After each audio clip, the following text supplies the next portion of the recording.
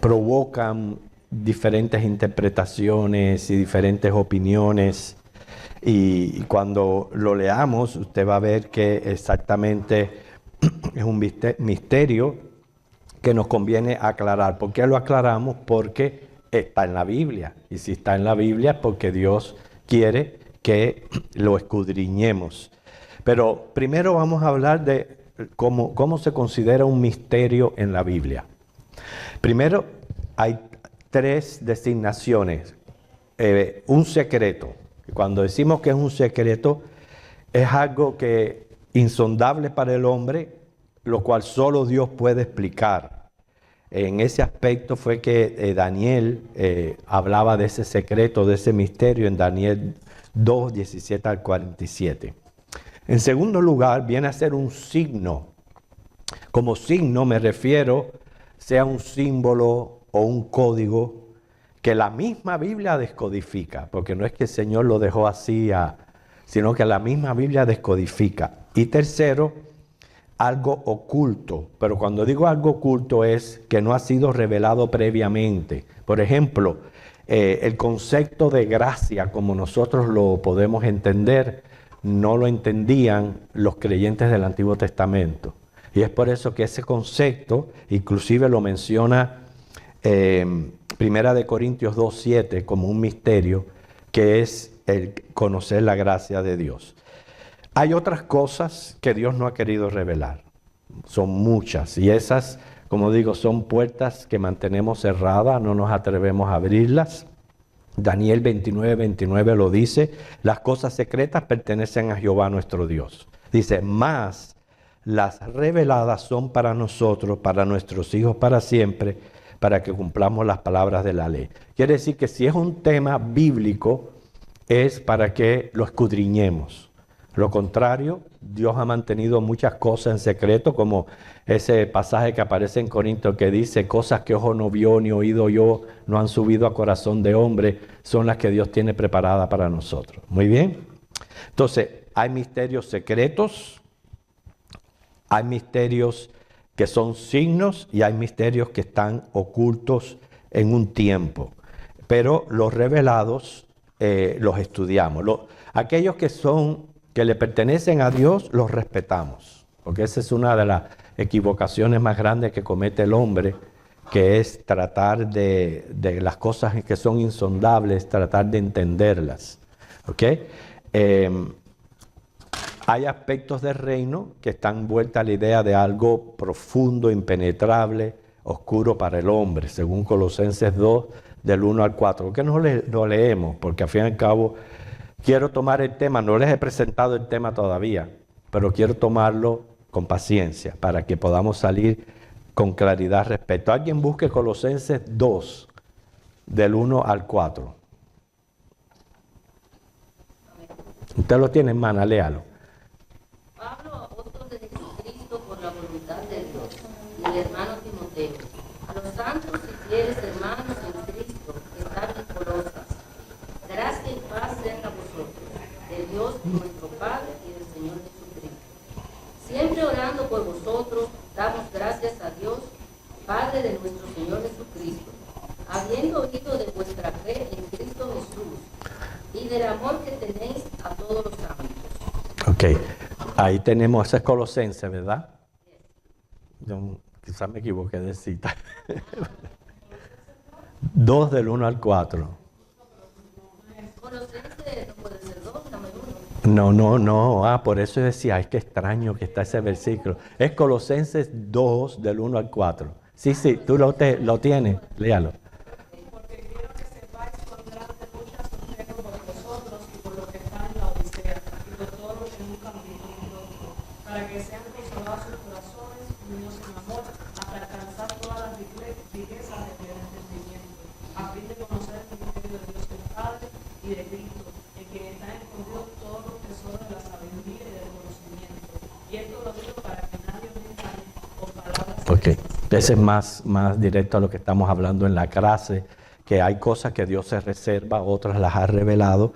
Quiere decir que esas cosas que Dios ha revelado son las que estudiamos. Inclusive Pedro se refirió a las enseñanzas de Pablo como cosas difíciles de entender. Primera de Pedro 3, del 15 al 18.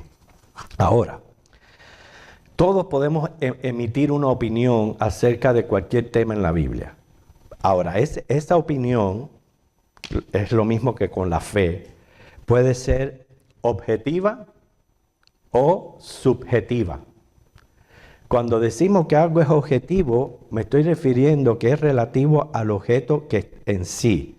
O sea, que no está determinado por sentimientos o intereses personales. Por eso nuestra fe es objetiva, porque está puesta en el autor y consumador de la fe, en Jesucristo. Pero cuando decimos subjetiva, está relativo a la propia forma de pensar o de sentir. Y eso ocurre tanto con los misterios como con la fe.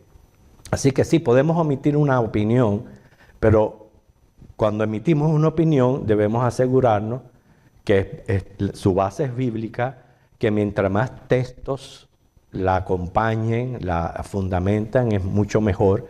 Pero subjetiva quiere decir que, y esa es un poquito peligrosa, porque por ejemplo, usted le pregunta a cualquier sectario su opinión acerca de cualquier tema, ellos también tienen su fe, ellos también están convencidos de lo que creen, pero es subjetivo. No buscan la verdad bíblica, ¿ok? También hay lugar, créanlo o no, a la especulación. Fíjate que estamos haciendo toda esta introducción antes de referir el misterio. Cuando digamos el misterio, usted se va a dar cuenta que sí vale la pena estudiarlo. El especular es la acción de meditar, reflexionar, raciocinar, capacidad de pensar para usted formular o emitir un criterio resultado de un examen. Voy a repetir el concepto de especular, porque hay cosas que se prestan a especulación. Es la acción de meditar, reflexionar, raciocinar, capacidad de pensar, pero para formular y emitir un criterio resultado de un examen. Y todos somos libres de hacerlo. Y en ese aspecto nos respetamos, porque cada cual, ninguna mente está vacía. Entonces cada cual puede emitir un criterio. ¿Okay? ¿Y qué lugar tiene la especulación? Bueno, con cuidado, tratarla con cuidado, porque dice 2 de Pedro 1, 20 al 21, que la Biblia no es de interpretación privada. Ya hemos hablado que la sujeción puede ser peligrosa, pero es válido especular teniendo en mente que cuando un asunto la Biblia lo presenta con claridad, pues no hay necesidad de eso. Por ejemplo, la Biblia presenta el Evangelio y todos sabemos el Evangelio. Pero cuando no lo presenta con claridad, porque encierra misterio, debido a nuestra finitud, no a la revelación, de nuestra límite de finitud, no tenemos 100% claridad, entonces dicha reflexión o raciocinio debe presentarse tal como es. Y es aquí la cuestión que quiero. Usted va a especular sobre cualquier asunto, preséntelo tal como es, no lo dé por hecho. Diga, bueno, mi especulación es esta, para que lo deje no solamente el derecho que tienen todos los demás de reflexionar, de meditar, de analizar para emitir un examen, no darla por hecho. Respetar otras mentes que también reflexionan. Considerar también varias especulaciones emitidas al respecto. El tema que vamos a tratar ha provocado varias especulaciones, las vamos a presentar todas. Y a la vez de presentarlas todas es con el derecho que cada uno de ustedes aquí tiene de emitir su propio examen, ¿okay? O emitir un juicio evaluativo, pero siempre que no sea contrario a las Escrituras, ilógico o ilusorio, porque hermano, nuestra fe no es enemiga de la razón. Dios nos dio una mente para pensar, para razonar, y muchas de las sectas están basadas en cosas totalmente fantasiosas, ilusorias. Yo digo, ¿cómo una persona puede creer en esto? Pero la fe no debe de ser ilusoria. Así que ya están listos para el texto, el misterio. ¿Sí? Usted va a ver que sí, va a ver que es un misterio. Efesios, capítulo 4. Efesios capítulo 4.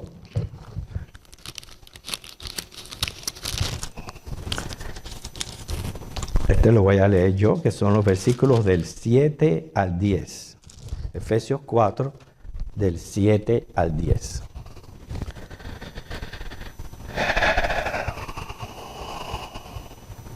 Dice: pero a cada uno de nosotros fue dada la gracia conforme a la medida del don de Cristo, por lo cual dice: subiendo a lo alto, llevó cautiva la cautividad y dio dones a los hombres. Y eso de que subió, ¿qué es? Sino que también había descendido primero a las partes más bajas de la tierra. El que descendió es el mismo que también subió por encima de todos los cielos para llenarlo todo. ¿Qué me dice? ¿Es o no es un misterio? Bueno, vamos a presentar las diferentes especulaciones al respecto y vamos a tratar todo, bueno, cada cual va a emitir su examen y vamos a tratar de usar la razón para tratar de estar en lo más correcto que podamos. Esto pertenece obviamente a la doctrina de la cristología. Y hay dos frases que se refieren a nuestro Señor Jesucristo.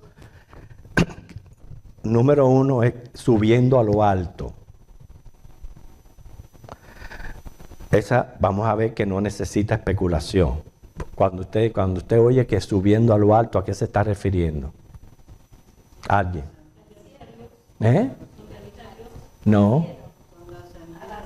A la ascensión.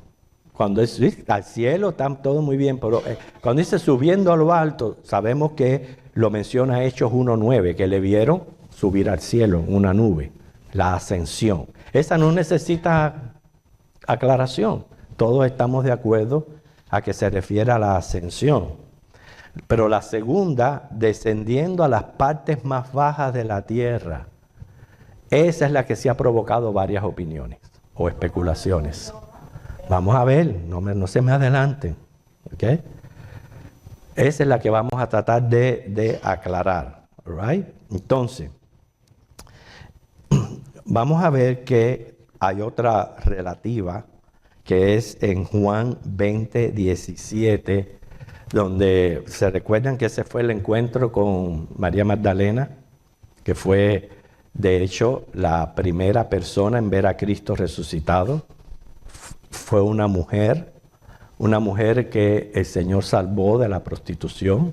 Sin embargo, tuvo ese privilegio tan grande, primer ser humano en ver a Cristo resucitado.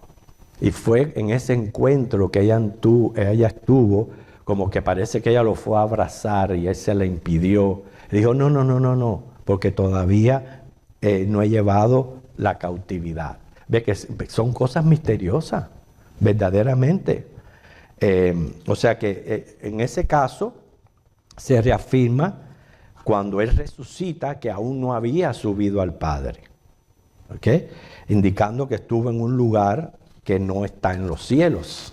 Así que también hay otros pasajes a tener en cuenta donde dice que Cristo no volvió al cielo con las manos vacías, como vencedor sobre Satanás, el pecado y la muerte. Él volvió al cielo con todos los méritos de su sacrificio expiatorio, volvió victorioso y con las manos llenas. ¿Llenas de quiénes? De la cautividad, de todos los que habían sido cautivos del pecado. Y él vino a liberarlos. O sea que eso es lo que él le está presentando al Padre. Ahí estamos incluidos todos nosotros. Se los está presentando al Padre. Así que, inclusive, la Biblia de las Américas comenta al respecto. Estaba hablando de lo primero que fue la ascensión, donde Pablo usa una ilustración del Salmo 68, donde el líder regresa de la batalla con el botín obtenido en su victoria y siendo exaltado. Así que vamos a atender a la que es difícil. Descendió a las partes más bajas de la tierra. Pero antes, ¿alguna pregunta sobre la primera? Subiendo lo alto. ¿Todos estamos claros de que se refiere a la ascensión? De que cuando Cristo resucitó, aún no había subido al Padre. Eso lo sabemos por su encuentro con María Magdalena. Todo eso está claro en nuestras mentes, ¿verdad? Diga, hermana. Cuando Él resucita y tiene la ascensión, que se reúne con el Padre, es ahí donde dice que Él quitó la ira, porque Él hizo una misión abajo de la tierra. Sí. Y fue a entregar al Padre lo que hizo. Ok, primeramente la misión de Jesucristo fue venir a salvar, porque Juan 3 lo dice, que Él no vino a condenar, Él vino a salvar. Cuando Él, inmediatamente que resucita, es cuando tiene este encuentro con María Magdalena, es cuando le dice, aún no he subido al Padre, aún no he llevado la cautividad. ¿Okay? Quiere decir que obviamente ahí mismo Él subió al Padre, como diciendo, he cumplido la misión que me diste. Aquí están los cautivos vienen a ser los escogidos de todos los tiempos. Y obviamente Él va y viene, porque Él se presentó, apareció en varias ocasiones, hasta que ya, después de 40 días, por último, ya Él sí ascendió, hasta que vuelva de nuevo. ¿Entienden esa diferencia? Entonces, es aquí ahora donde nos encontramos con la frase misteriosa, que es, descendió a las partes más bajas de la tierra. ¿Okay? ¿Cómo le interpretamos este descenso? Bien, vamos a atender entonces a dos conceptos generales. Uno, bien complicado, y el otro, bastante sencillo.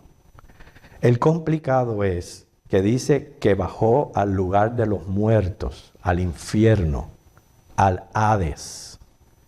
Y ese sí es bien complicado. Pues ese va a conllevar todavía varias interpretaciones. El segundo es que es la parte sencilla, es una interpretación sencilla, que bajó a la tierra a cumplir con su misión mesiánica. ¿Ven? Que lo ponen sencillo. Recuerden, son mentes pensando, especulando, compartiendo sus opiniones, y nosotros estamos aquí asimilando para emitir un examen. Y los dos exámenes que tenemos delante es uno complicado, otro sencillo. Complicado, que Jesucristo bajó al infierno. Sencillo, que simplemente bajó a cumplir su misión mesiánica. Entonces, vamos a tratar primero el sencillo. O sea, bajó a la tierra a cumplir con su misión mesiánica. A su vez, este concepto general le vamos a impartir dos especulaciones. Número uno, puede explicarse con simplicidad por la primera venida. O sea, indicar su descenso de la gloria a la tierra y todo el proceso de su misión desde que encarnó hasta que murió, resucitó y ascendió. ¿Okay? O sea, ahí está involucrado todo: nacimiento, muerte, sepultura, resurrección. ¿Okay? Entonces, esto sabemos que Él murió y fue sepultado. Sabemos que resucitó al tercer día. Esta posición sencilla la apoya el comentarista muy famoso Matthew Henry. Él piensa que no hay que estarse preocupando ni pensando que es esta la que tenemos que adoptar. O sea, que no hay ni siquiera que pensar, sino que se refiere a que vino a la tierra, su encarnación. ¿Entendieron? La primera especulación. Ahora, otro enfoque diferente, y eso es para que ustedes vean, hermano, cómo los seres humanos, imagínense, tenemos tanta variedad de opiniones, tantas diferentes maneras de ver las cosas, que hay quienes creen que se está refiriendo el descender más bien a su humillación. En otras palabras, tiene que ver con personalidad. Usan Filipenses, recuerden el capítulo 2 de Filipenses 5 al 11, que dice que siendo en forma de Dios, no estimó el ser igual a Dios como cosa que aferrarse, etcétera, etcétera, etcétera. Es Efesios 2 de 5 al 11. Entonces, para estas personas que opinan de esta manera, el descenso fue el despojarse a sí mismo, el tomar forma de siervo, de hombre, y hacerse obediente hasta la muerte de cruz. Así como interpretan que descendió. El ascenso, cuando el texto dice que él fue exaltado hasta lo sumo, le dio Dios un nombre que es sobre todo nombre y que todos le confesarán que Él es el Señor. O sea que esa es otra manera de ver estas cosas. Pregunta hasta aquí. Diga, hermana. No, pero es que el mismo que ascendió, es el mismo que descendió. Sí. Bueno, porque el ascendió ya lo aclaramos, ¿verdad? No hay que aclarar al ascender. El descender es el que estamos tratando, que es complicado, y en el descender presentamos estas dos especulaciones. La primera es que es simplemente sumisión mesiánica, así como lo tienen que poner, sumisión. Y la segunda es lo que él estuvo dispuesto a hacer. Ok, hermana. A mí me da una duda también porque en 1 Pedro 3, 18 y 19, en el 18 está hablando justamente de cuando él padeció y murió en la cruz. Dice, explica una vez por los pecados padeció, justo por injusto para introducir a Dios. Y dice que él fue y predicó a los espíritus. Eso está incluido aquí ahora, lo vamos a aclarar. Yes. Por eso les decía, este es un tema muy misterioso. ¿Ok? Ajá. Pero yo la afirmo Mateo 12:40, cuando Fariseo le mandaba a Jesús señales. Uh-huh. Y él le dijo, porque como estuvo Jonás en el vientre del gran pez 3 días y 3 noches, así estará el Hijo del Hombre en el corazón de la tierra. Ok, muy bien. Muy buena opinión, pero es adelantándose a la otra especulación que tenemos aquí. ¿Ok?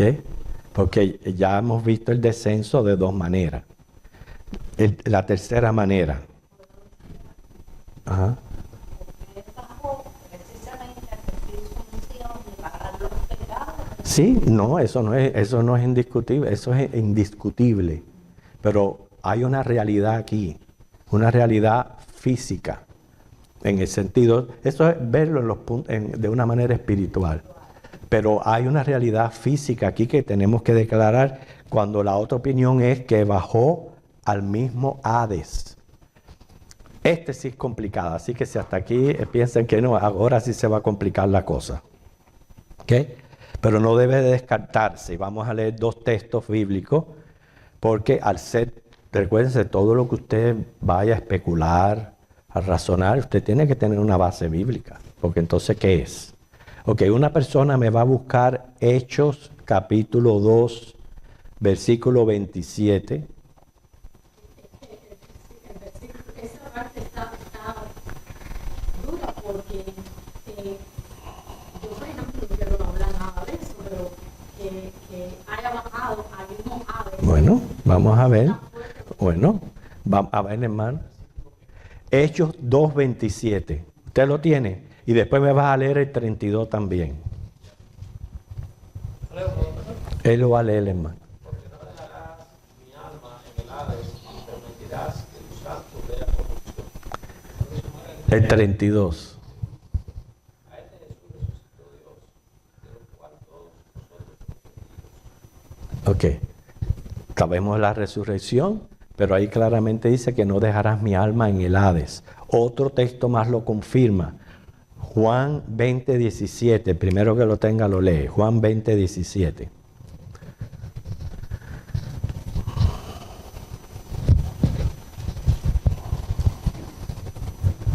Jesús le dijo, no me toques porque aún no he subido a mi Padre, mas ve a mis hermanos y dile, subo a mi Padre y a vuestro Padre, a mi Dios y a vuestro Dios. Bien.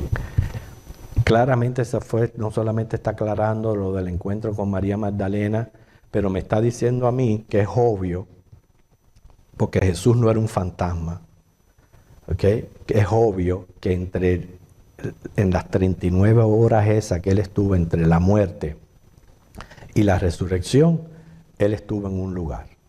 Y este versículo me dice que al resucitar todavía Él no había ido al cielo.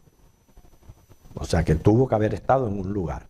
Y ya leímos 8:2-27 donde dice, no dejarás mi alma en el Hades. Así que no es un concepto extraño, imposible.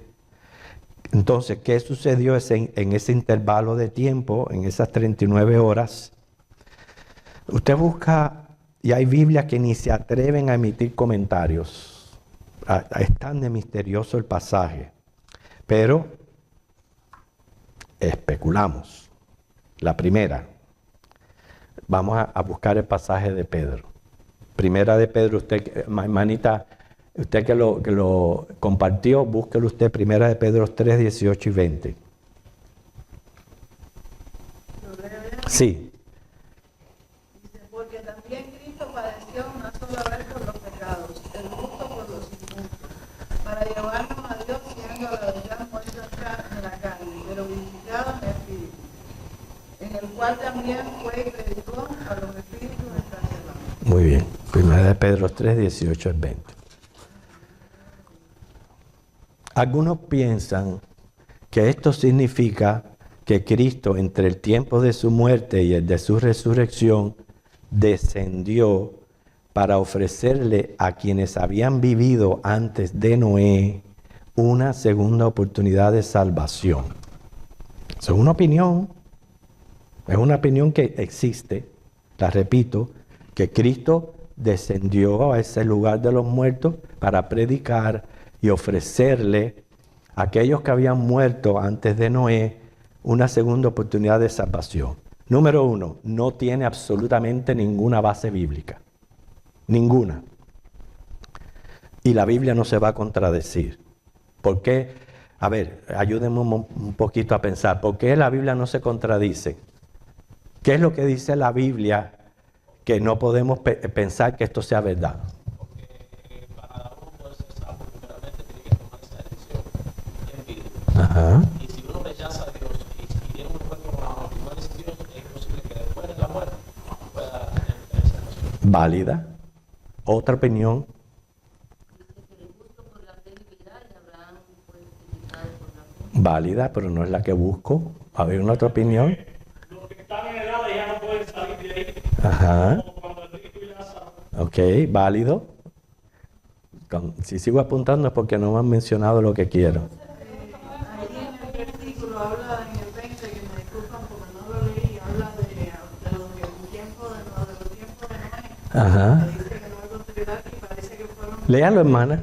Léalo. Dice, a los que en otro tiempo desobedecieron, cuando una vez esperaron la paciencia de Dios, en el día de Noé, mientras se preparaba el arca, en la cual pocas personas, es decir, 8 fueron salvadas. Ok, por ese comentario es que piensan de que Cristo descendió a predicarle a esos antidiluvianos.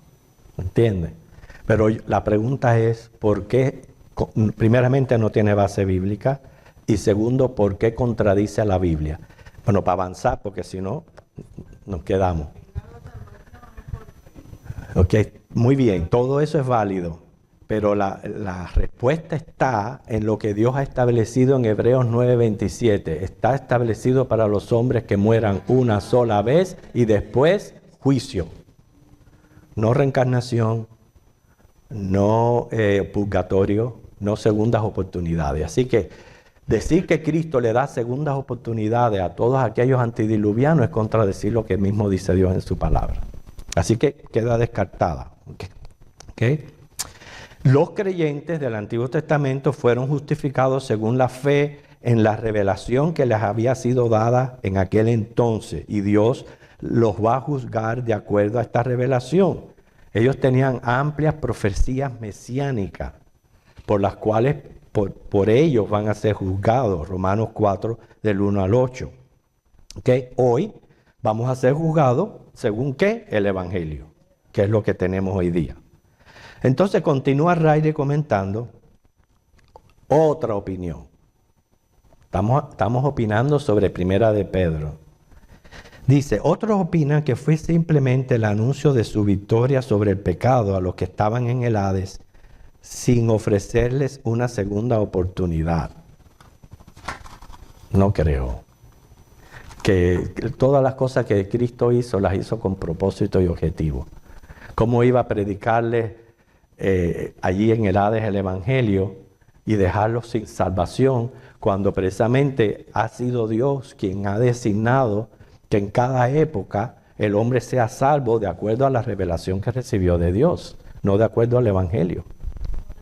¿Ok? Ajá, Loida.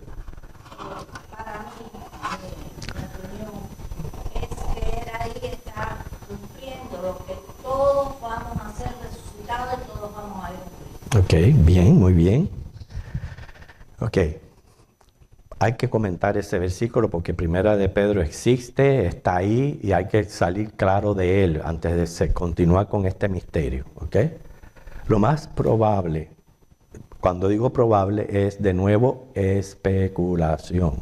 Lo más probable es que se refiere a Cristo preencarnado. O sea, Cristo antes de encarnar. Recuerden que él era el ángel de Jehová en el Antiguo Testamento, predicando, pero por medio de Noé y otros como Enoc, ¿okay? A los que por haber rechazado aquel mensaje ahora son espíritus encarcelados. En otras palabras, en aquel tiempo hubo profetas y los profetas también eran guiados por el Espíritu Santo, usados por el Espíritu Santo, lo cual equivale también a Cristo. ¿Ok? Y eso lo justifica Judas, capítulo 1, del 14 al 15. Alguien por favor lo lee, Judas 1, 14 al 15.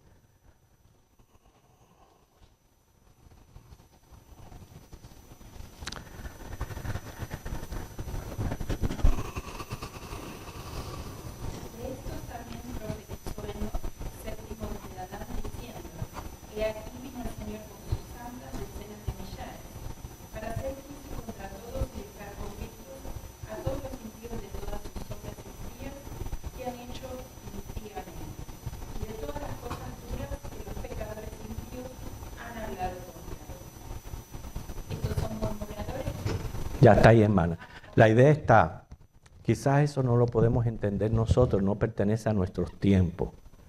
Nosotros estamos ahora relacionados a la gracia, al Evangelio, es lo que entendemos. Pero Dios siempre ha obrado con las personas. Y este versículo de Judas me dice que en ese tiempo, antes de Noé, Dios usó personas para predicar, para llamar, para que se arrepintieran. Entonces, a eso es lo que se está refiriendo Primera de Pedro, pero claro, menciona a Cristo por esa estrecha relación que hay con el Espíritu Santo, que el Espíritu Santo es el que usaba a estos profetas para predicar y para llamar al arrepentimiento y para que pudieran ser salvos. Saben que el arca de Noé estuvo allí llamando al arrepentimiento 120 años. Y los únicos que se salvaron fueron Noé y su familia. ¿Hemos podido entender Primera de Pedro, hermana? ¿Todavía? ¿Sí? No, esa parte no. Ok. Bueno, mire. La idea está, ya hemos aclarado de que no es que el Señor estaba ofreciendo segundas oportunidades. Eso lo aclaramos por el hecho de Hebreos 9:27. Pero aún sigue diciendo el texto que se les predicó a esos espíritus encarcelados, que Cristo les predicó. Lo que estamos aclarando es ese tipo de predicación. El tipo de predicación fue cómo Dios usó profetas en aquel tiempo para llamar a los hombres al arrepentimiento, y aquellos que no se arrepintieron quedaron encarcelados en el Hades. El asunto está que Dios usaba, ¿por qué se menciona a Cristo? Por su relación estrecha con el Espíritu Santo, de que la Trinidad siempre ha estado en todos los ministerios. Entonces, vemos ahí que no se trata de dar segundas oportunidades ni nada de eso, sino que se está refiriendo a ese tiempo antes de Noé, cuando se les predicó. O sea, esa gente murieron, pero no porque no tuvieron la oportunidad de arrepentirse estando en vida. En vida, ¿sí, hermano? Podría también decirse que al venir allá a predicar, pero a los ángeles caídos. No, por los ángeles. No, los ángeles caídos nunca hubo plan de redención para ellos. Sí, pero para ellos, para los ángeles, nunca hubo plan de salvación de parte de Dios. Ni lo habrá. Ah, bueno, si esa es otra opinión, bueno, pues tenemos una cuarta. Sí. Visita era motivada para declarar el triunfo sobre la muerte a todos aquellos que estaban. Pero eso es lo que primeramente no tiene base bíblica y segundo, no le veo objetivo. Ajá. No, pero al principio que dijimos en la clase, que todos íbamos a escuchar, íbamos a usar la razón, cada cual es libre de emitir su especulación. Ajá. Cristo el día de mañana va a venir y dice que todos los días se va a mostrar y va a reconocer que Jesús es el Señor. Incluso lo van a reconocer y se van a tener que arrodillar aquellos que se rebelaron y que no creen en Él, que no lo aman. De la misma manera, es como me estaba diciendo, yo creo más o menos así, que ese predicar no es que fue sin propósito, sino como para eso también que en ese tiempo no creyeron al anuncio, no creyeron a lo que Dios estaba mandando que se hiciera en ese tiempo. También pudieran reconocer que Cristo es el Señor. El asunto está aquí, ¿dónde ocurre la predicación? ¿En qué lugar? ¿En el Hades o antes del Hades? Si decimos que ocurre en el Hades, ya está la contradicción del juicio de Dios. Entonces, obviamente es antes del Hades. Si están encarcelados en el Hades, es porque no atendieron a la predicación que Dios les envió, por eso leímos Judas, mediante Enoc, mediante Noé, quién sabe quién otro profeta Dios envió en aquel entonces que nos registra la Biblia. La idea está, la clave para entender este versículo es el hecho del lugar donde ocurrió la predicación. No puede ser en el Hades, porque en el Hades, repito, para que eso vaya grabándose en nuestras mentes, en el Hades contradice, está establecido que el hombre muere una sola vez y después del juicio. O sea, tuvo que haber ocurrido antes. Y es obvio que antes sí hubo predicación por esos profetas que Dios envió. Entonces, pero ¿verdad que el tema es complicado? ¿Sí? Pues se sigue complicando todavía más. Así que, para el próximo domingo vamos a continuar con el tema, ¿ok?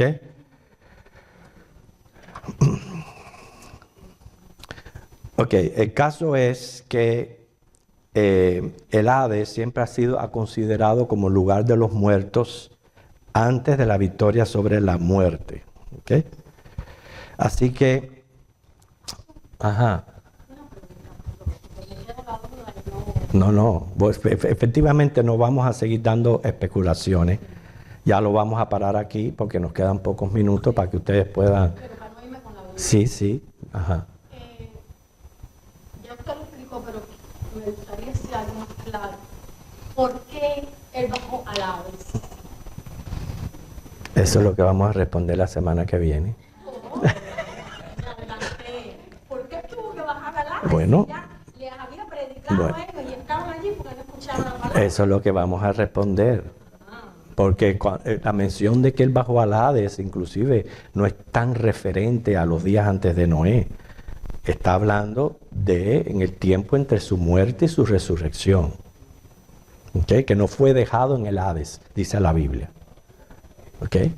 ¿Alguna otra pregunta o algo que quieran compartir? Porque antes de yo preguntar qué han aprendido o qué han podido especular de todo esto.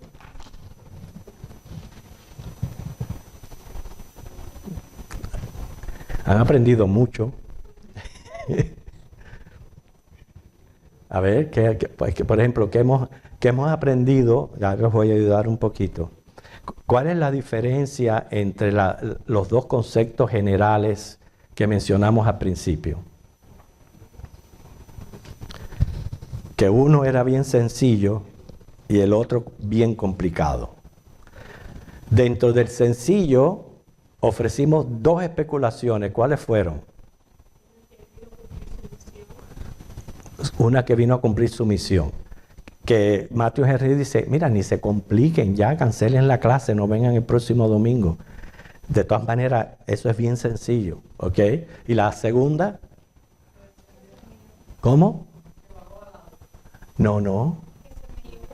La humillación, lo que tiene que ver con su personalidad, su persona, ¿ok? Lo que tiene que ver con su persona, que es lo que menciona Filipenses 2. No abundamos mucho, pero Filipenses 2 habla de su humillación y después su exaltación.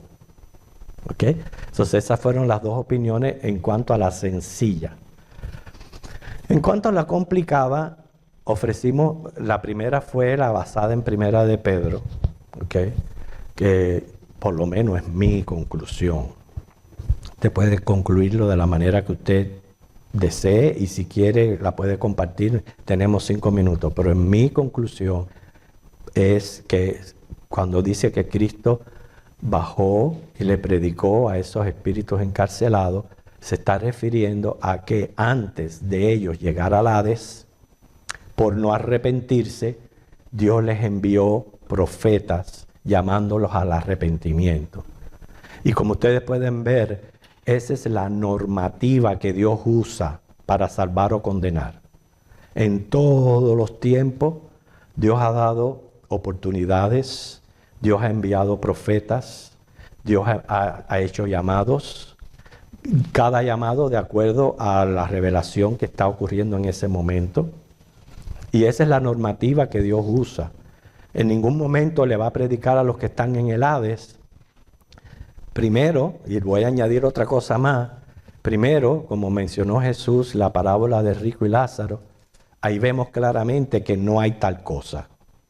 No hay tal cosa, y acuérdense que se menciona a Abraham y todo eso.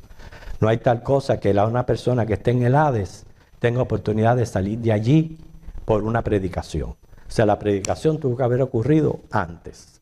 ¿Alguien más? No se vayan con las dudas. ¿Estamos todos claros? Porque después se sigue complicando la cosa. A ver, ¿quién levantó la mano? Hermana. Tengo una palabra, pastor. En la palabra predicación, porque ahí dice que fue a predicar, pero no dice que fue a presentar el Evangelio, porque el Evangelio se presenta para aceptación o rechazo. Entonces, en ese hay que ver, y obviamente uno no tiene las herramientas acá para chequear en el hebreo qué significaba, pero creo que ahí está la clave.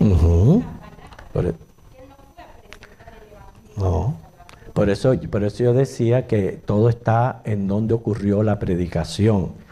Y la predicación, aunque en aquel tiempo, porque el misterio de la gracia se mantuvo oculto, pero en aquel tiempo el Evangelio se trataba de la promesa del Mesías.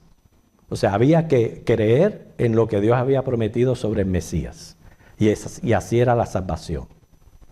Entonces, claramente entendemos que no necesariamente fue el Evangelio, sino que fue la manera como Dios juzgaba de acuerdo a la revelación de aquel entonces.